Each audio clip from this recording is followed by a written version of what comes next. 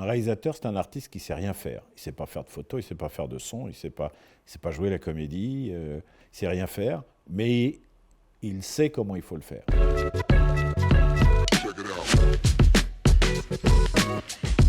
Je m'appelle Jean Achache, je suis réalisateur, producteur. J'ai été pendant quelques années dans ma carrière l'assistant de Bertrand Tavernier et c'est à ce titre que je me trouve ici aujourd'hui.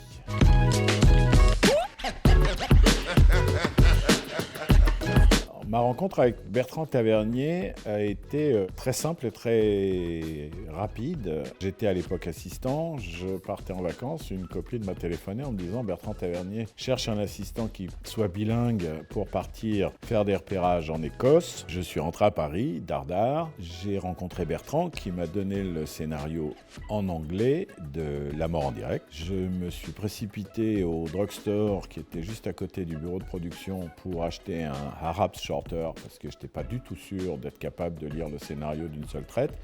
Et il m'a dit « on se voit demain ». On s'est vu le lendemain. Il m'a dit « il faut partir en Écosse faire des repérages. Si le film se tourne tout en Écosse, je prendrai sans doute un assistant anglais. Si le film se tourne tout en Allemagne, je prendrai un assistant allemand. Et si le film se tourne à cheval entre les deux, je prendrai un assistant français pour faire l'ensemble ». Il m'a dit « donc on va voir, il ne m'engageait pas définitivement, il prenait ses marques. Voilà, je suis parti faire les repérages. On a entièrement tourné le film en Écosse et c'est quand même moi qui ai fait le film. Et ça a été le début de notre collaboration jusqu'à Around Midnight.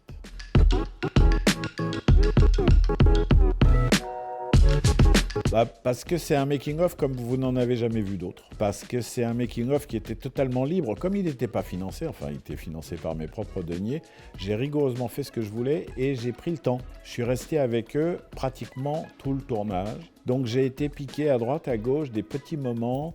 Et c'est un film qui n'est pas du tout construit pour décrire le film, bien qu'il le décrive presque trop bien d'ailleurs en le revoyant. Mais c'est un film de passion. C'est le film d'un jeune réalisateur passionné de cinéma qui connaît bien les gens qui filment et qu'il filme et qui filme d'ailleurs, qui a envie de rendre un hommage à tout ce qui lui a été donné.